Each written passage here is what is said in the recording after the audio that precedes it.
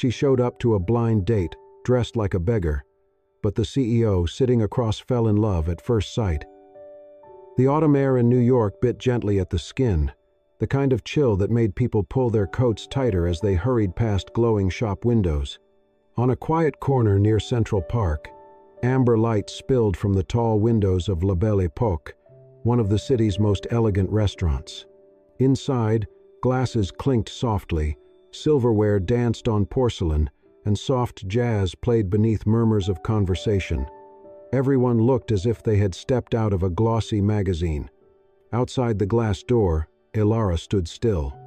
Her hand trembled slightly as she reached for the handle. The reflection in the glass showed someone who didn't belong. Her faded olive-green coat was torn at one shoulder, her cuffs frayed. Her black leather shoes were cracked and pale from wear. Her long blonde hair, though tied back neatly, had lost its shine from too many nights without proper rest. Her cheeks were flushed, not with makeup, but with wind and nerves. Dust clung faintly to her jawline, and her blue eyes flickered between fear and hope. She had never entered a place like this, not in months, not since everything had fallen apart. But tonight was different. A miracle, maybe, or a terrible mistake. As she stepped inside, a wave of warmth and rich aroma, garlic, herbs, wine, rushed over her like something from another life. A young host approached, smiling politely, until his eyes dropped to her shoes. He hesitated, then recovered his composure. "Good evening, miss. Do you have a reservation?" Ilara blinked, then pulled a crumpled piece of paper from her coat pocket. It bore the name of the restaurant and a time. She handed it to him, saying nothing. The host's lips tightened slightly as he glanced at it. "This is a fine dining establishment," he said gently. "Are you sure you're in the right place?" Already, the air behind him had shifted. Whispers curled like smoke from nearby tables. A woman in pearls clutched her purse closer. A man in a navy suit leaned toward his date, murmuring under his breath, "I'm sorry," Ilara whispered, her voice barely above silence. Her heart thudded in her ears as she turned to leave. Then, the scrape of a chair. The restaurant fell silent. A man stood up, tall, poised, wearing a tailored gray suit that matched the calm steel of his eyes. His hair was neatly styled, his movements quiet but confident. He walked directly toward her. "You're right on time," he said, voice warm and steady. Ilara looked up, startled. She had never seen him before. "I'm Stephen," he added, extending his hand. She stared. Her fingers, chapped and cold, didn't move, but Stephen didn't wait. With a sure but gentle touch, he took her hand in his and gave it a light squeeze. Then, without pause or explanation, he guided her, past every table, every stair, back to his seat. No one spoke, but their eyes followed. He pulled out a chair for her. "Please, sit." Ilara did, stiffly. Part of her still wanted to run, but another part, quiet and tired of running, stayed. She dropped her gaze, heart pounding. None of this made sense. Earlier that day, she had shared half her sandwich with a little boy curled up on a bench. His smile, bright, even through hunger, had left her thinking, if I ever get a chance to change my life, maybe this is it. Maybe just once, I should try. She had once studied to be a nurse. Her mother died young. Her father, swallowed by grief and alcohol, left when she was 16. Ilara worked nights, studied by day, still managed to care for others. Then a close friend fell gravely ill. Ilara sold everything to help, lost her job, lost her home, became invisible. For a year she had slept in shelters, but she never stopped being kind. An elderly nurse at the shelter had watched her for months, then one day whispered, "You have the heart of a healer. You deserve someone who sees that light." That same nurse, without telling her, had created a dating profile in Ilara's name. And now Stephen. Did he really see her? Or was this pity, wrapped in good manners? She glanced up. Stephen was not looking at the people whispering. He was looking only at her, not with pity, but with something else, something still and kind and grounding. Perhaps This was not a mistake. Perhaps this night had been waiting for her all along. Ilara kept her eyes on the neatly folded linen napkin in front of her, too self-conscious to look anywhere else. The soft clink of silverware and low hum of conversation around her made her feel more out of place than ever. She tucked her hands into her sleeves, trying to still their trembling. "I'm sorry," she said quietly. "I probably shouldn't have come." Stephen didn't flinch. "Why would you say that?" She offered a strained smile. "Look at me, and look at this place." Stephen leaned forward slightly, voice calm and steady. "You look more at home here than anyone else I've seen tonight." Ilara raised her eyebrows. "You don't have to be kind." "I'm not being kind," he replied. "I'm being honest." She gave a small laugh, unsure whether to feel moved or guarded. "I thought this might be a mistake, or some elaborate joke. You're not what I expected." "What were you expecting?" "Not someone who looks like they stepped out of a magazine," she muttered. Stephen chuckled and signaled the waiter. When the server came, he ordered 2 bowls of hot soup, fresh bread, and still water. No wine, no appetizers. Ilara blinked at the simplicity. "You didn't want the fancy stuff? Foie gras or whatever this place is known for? I've tried it. It's overrated. But soup on a cold night? That never goes out of style." She smiled, just a little. The tension in her shoulders eased. Trying to lighten the mood, Stephen shared a story about his first high society event. He had arrived straight from volunteering at a local nonprofit and wore a maintenance uniform. Everyone assumed he was staff. He ended up serving wine before someone realized he was actually a guest. Ilara laughed, really laughed. It surprised her. Stephen had a way of being fully present. There was no performance in his words, just steady warmth. "Have you always lived in New York?" he asked. "I moved here when I was 17. Stayed because I didn't have anywhere else to go." She hesitated. "I've been in and out of shelters. I used to visit one near 8th and the train station during winter." Stephen's eyes flickered with something unreadable. He didn't speak, but something had shifted in his gaze. Ilara continued, almost to herself. "Earlier today, I gave my last piece of bread to a little boy at a bus stop. He looked so cold, I couldn't walk past." Stephen nodded. "People who have the least often give the most." She blushed, brushing a loose strand of hair behind her ear. "I don't even know what I'm doing here." He leaned in, gentler now. "Sometimes, someone like you shows up and changes someone else's entire world." Ilara looked at him, startled by the weight in his voice. Stephen's tone dropped lower. "Years ago, I was standing at a bus stop. It was pouring, and I was soaked, freezing. I didn't have a coat. Then a girl walked by. She had blonde hair tied back, eyes that looked like they hadn't rested in a long time.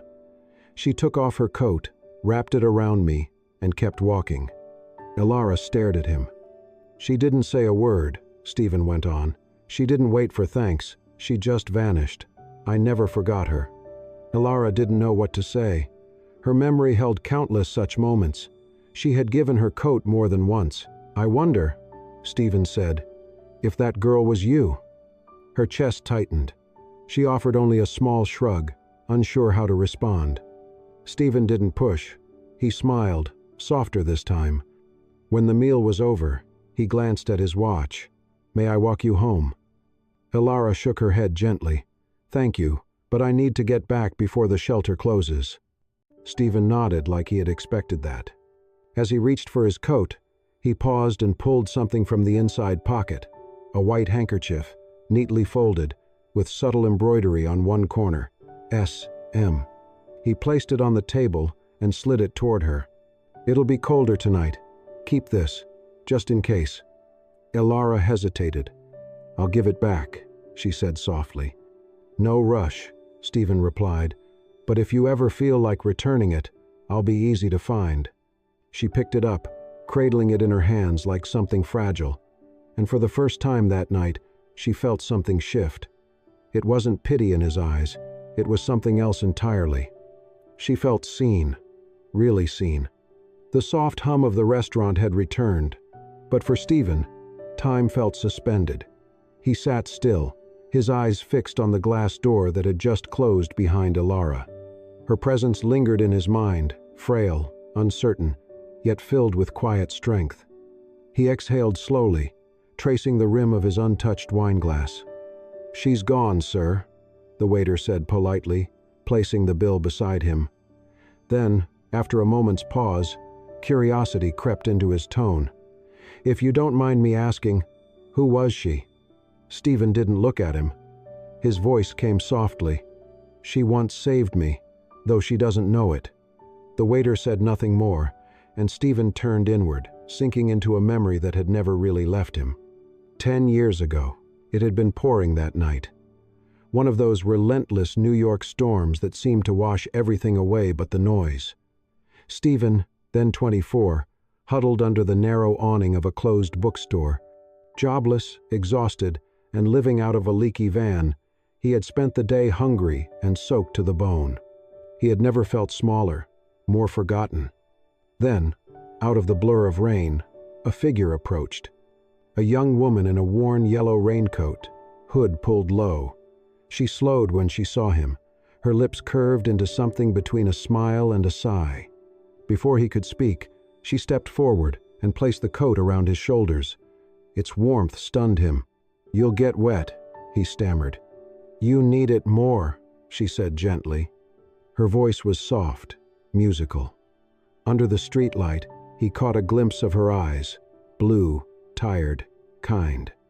He tried to thank her, but she was already turning away, rain falling over her like a veil.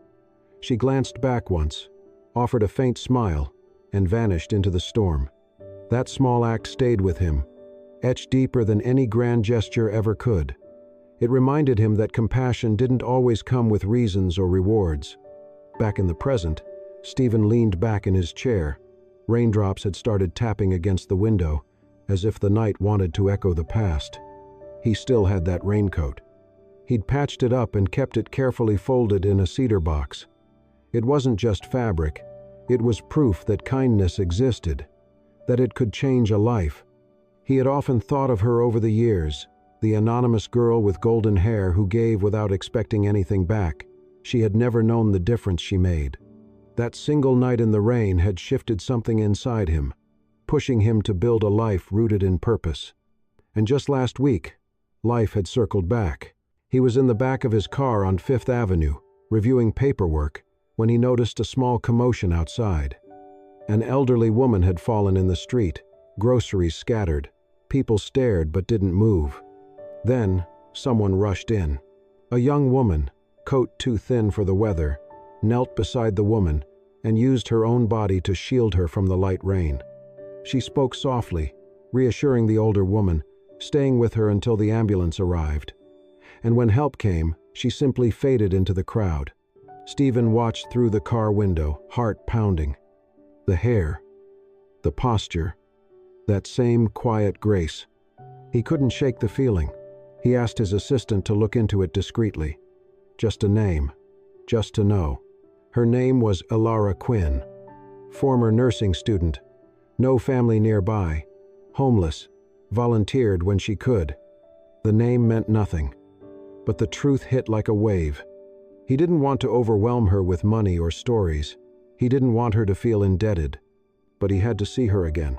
So he did the only thing he could. He asked someone to create an anonymous dating profile. Just a message, a time, a place. He wasn't sure she'd come, but she had. Nervous, hesitant, dressed in that old green coat, but still carrying that same quiet light she had years ago. Stephen now sat in silence, watching his own reflection in the glass. Older, steadier, but no less moved. He whispered, more to himself than to anyone else. "I don't know if she remembers me, but I remember her. I always will. And if fate gives me another chance, I won't let her slip away again." Outside, the rain continued falling, soft, quiet, and full of promise. Morning light spilled through the shelter's narrow windows, casting soft gold across the worn linoleum floor. Alara sat quietly on her cot, wrapped in a threadbare blanket, Her fingers curled around the white handkerchief Stephen had given her. She had slept with it under her pillow. Now and then, she pressed it to her cheek, not for the cloth, but for what it meant. Someone had offered her something without judgment, without pity. A voice broke the silence. "So," the old nurse across the room said, stirring coffee in a cracked mug. "You've been smiling in your sleep." Elara looked up, startled. The woman raised a knowing brow. "You thought I wouldn't notice? That little grin gave you away." Elara flushed, then smiled. It was a strange night. Strange good or strange bad? "Strange good," Elara murmured, glancing at the handkerchief. The nurse sipped her coffee. "Sometimes, good starts strange. Let it." That afternoon, Elara walked the familiar stretch from the shelter to the corner bakery, passing buildings that once felt cold and indifferent. Today, they seemed softer, the breeze gentler. For the first time in forever, she noticed small things: the rustle of leaves, the scent of bread, the giggle of a child chasing pigeons. She felt lighter. Days passed, and Stephen did not call, but she kept thinking of him, the way he listened, the way he saw her, not as someone broken, but whole. Still, she warned herself not to dream. Men like Stephen did not belong in her world. Then one late afternoon, as she wandered through the city, Elara turned a corner and stopped. At the edge of Brookside Park, a silver van stood beneath tall trees. A line had formed. People with grocery bags, small children, tired eyes. Volunteers handed out sandwiches and bottles of water. Elara's eyes caught the logo printed on the side of the van. Her breath hitched. It was his company's name. She stepped closer, slowly, unsure if she was hoping or fearing what she might see. And then she saw him. Stephen. Wearing a navy jacket and rolled-up sleeves, he moved with quiet focus, handing out food with the same calm grace he'd shown in the restaurant. No cameras, no staff, just him. Elara didn't approach. She stayed behind a bench, half hidden, watching. She wasn't ready to be seen. Not yet. Then it happened. Stephen turned, holding what seemed to be the last sandwich. His gaze drifted across the edge of the park and paused, not directly on her, but close. She froze. He walked to the nearest table, placed the sandwich down gently. Beside it, he set a small bundle wrapped in brown paper and twine. Lavender. Her breath caught again. Without a word, Stephen stepped back, nodded to a fellow volunteer, and quietly walked away. He did not look back. Elara stood there, unmoving, long after he was gone.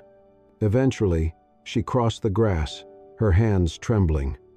The sandwich was simple, cheese and tomato on whole wheat, but it wasn't the food that stopped her. It was the lavender. Fresh. Her favorite. He remembered. She pressed the flowers to her chest and closed her eyes. No words had been exchanged. But somehow, everything had been said.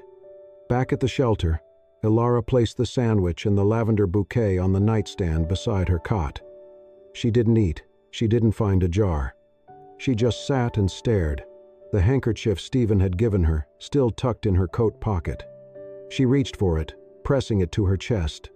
Her fingers curled around the fabric, eyes stinging, but no tears came. She felt caught between gratitude and fear, between hope and the instinct to guard herself. Later that night, under the hallway's dim light, she found a pen and a sheet of plain paper. No phone, no email. She didn't know if Stephen expected to hear from her, but she needed to say something. Her handwriting was shaky as she wrote, "You are kind, too kind, but I cannot be the person you think I am. I'm not the one you need. I am not worthy of being chosen." She folded the note, sealed it in a plain envelope, and gave it to the old nurse with instructions to mail it to the company name printed on the van. No name, no return address, just the words.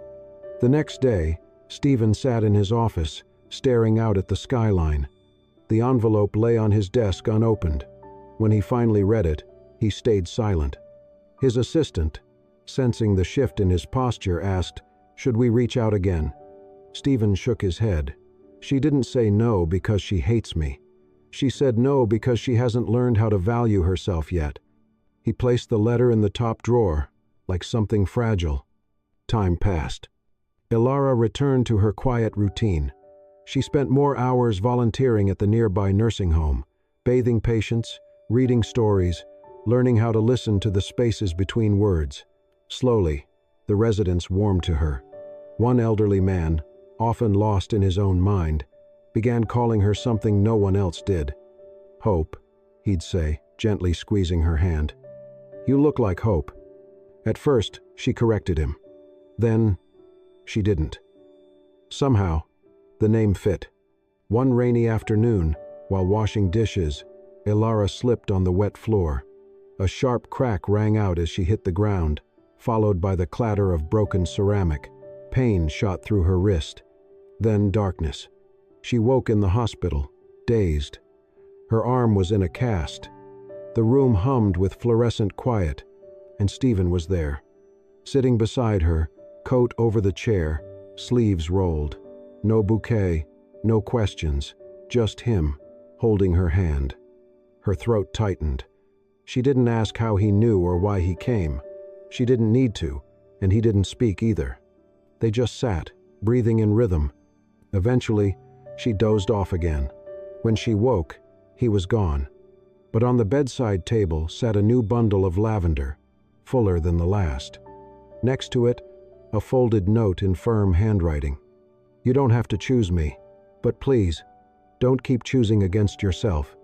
She held the note against her chest. For the first time in years, something inside her softened. Not healed, but beginning. The first morning back at the shelter after her hospital stay felt different. The pain in her wrist still throbbed, but it was bearable. What surprised Ilara more was the unfamiliar lightness in her chest, like a weight had shifted, just slightly. Days passed slowly, but they carried something new. A week after she was discharged, Ilara received a letter in the mail. It was hand-delivered by the old nurse, who held it like it contained something delicate. "It's official," the woman said, barely hiding her grin. "You've been accepted into the City Medical Institute's re-entry nursing program, fully funded." Ilara stared at the page, heart pounding. A scholarship, a second chance. Her first thought was Stephen. She carried the letter around with her for a full day before finally asking the nurse if there was a way to contact him. She felt silly, but also strangely certain. When they met outside the shelter 2 days later, Stephen was already waiting, leaning against a park bench with his hands tucked in his coat pockets. Ilara approached with cautious steps, the letter folded neatly in her jacket. "Was this you?" she asked softly, holding up the envelope. Stephen smiled, but shook his head. "No, it was your record, your references, your past work. I just made a phone call. Suggested they take a closer look." Her shoulders loosened a little. "So it wasn't pity. It was recognition," he said gently. "You were already qualified. They just didn't know where to look." That evening, Ilara walked home with her hands deep in her pockets, the wind tugging gently at her hair. The weight in her chest felt lighter. She began attending classes a week later. The books, the lectures, the long hours of lab training, it all came rushing back like muscle memory. But this time, she approached it with something she had never truly had before, a sense that maybe she was allowed to want more. Stephen did not hover. He would check in sometimes. A short message dropped off at the shelter, a coffee waiting outside the campus gates. Always subtle, never demanding. He let her move at her own pace. At first, Ilara still kept her guard up. She would thank him politely, retreat behind smiles that only lasted a second too long. But she no longer turned away. Trust, she realized, was not an instant decision. It was built brick by brick, slow, fragile, but steady. One chilly afternoon, after class, Ilara stopped by the nursing home to visit the residents she had come to care for deeply. One of them, a retired beekeeper with shaky hands and a warm heart, offered her a small jar of honey he had collected that morning. She accepted it, then hesitated. That evening, she walked over to Stephen's office. She waited outside until he emerged, coat in hand, surprised but smiling when he saw her. Without a word, she handed him the jar.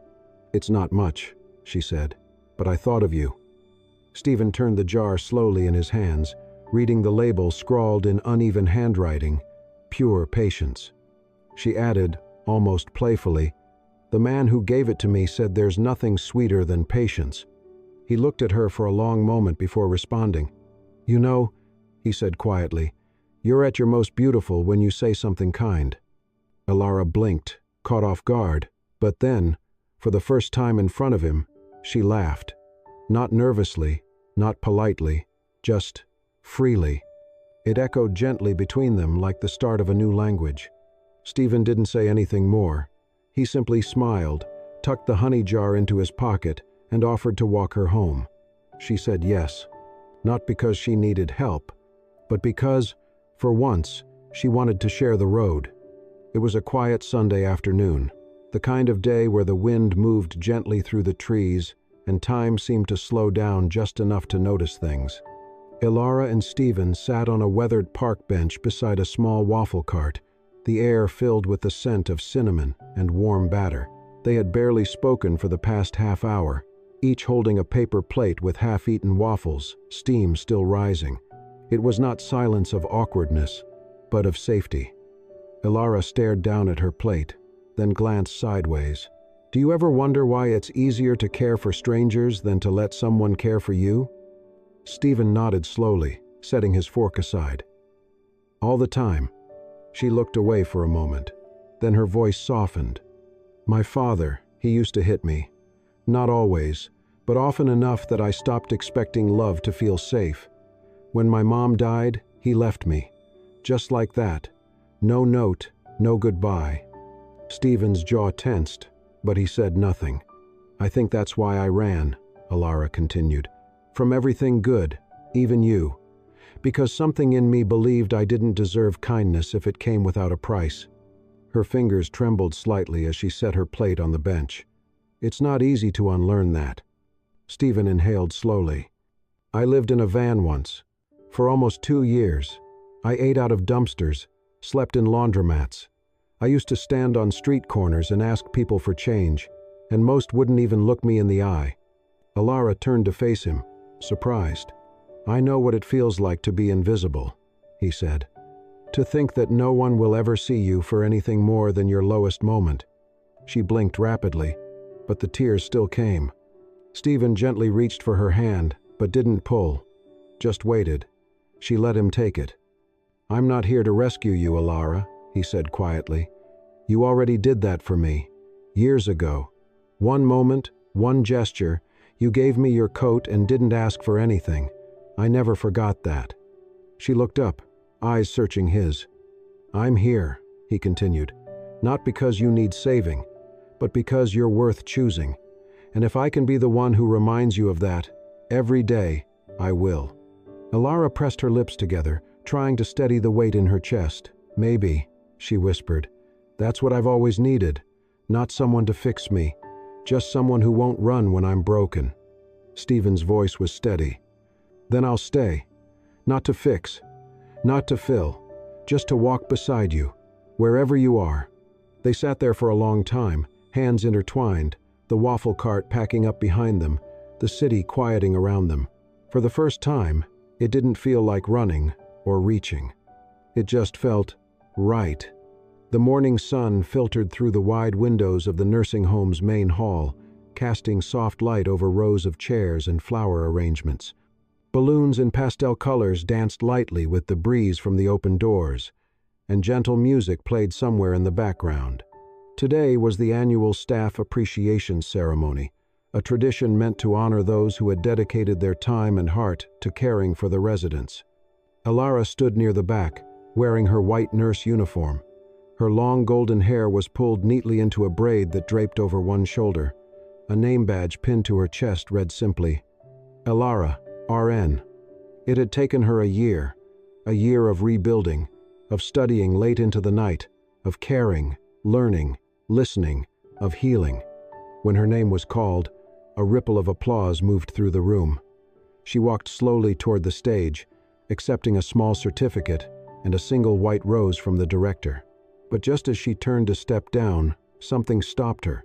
At the entrance of the hall, a man in a navy suit stepped into view, carrying a massive bouquet of lavender wrapped in soft white paper.